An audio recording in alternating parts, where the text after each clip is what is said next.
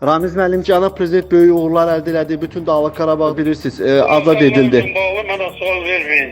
Yəni uğur kimi qiymətləndirirsiniz də yəqin ki bunu böyük bir uğurumuz kimi qiymətləndirirsiniz. Su. Yenə deyirəm də mənə sual vermeyin.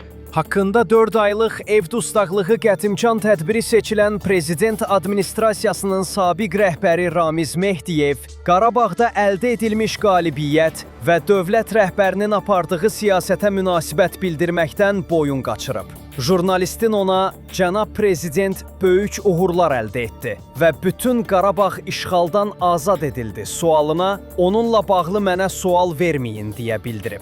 Daha sonra jurnalistin növbəti dəfə təkidlə "Yəqin ki, bunu böyük uğur kimi qiymətləndirirsiniz" sualıma isə yenə də deyirəm, "O barədə sual verməyin" deyərək cavab verib. İndiki vəziyyətdə Mehdiyevin bu cavabları onu göstərir ki, Azərbaycanın və dövlət rəhbərinin apardığı siyasətə qarşı olub əldə edilmiş uğurlar, nailiyyətlər və bütün dünyanın qəbul etdiyi möhtəşəm Qarabağ zəfəri onu narahat edib.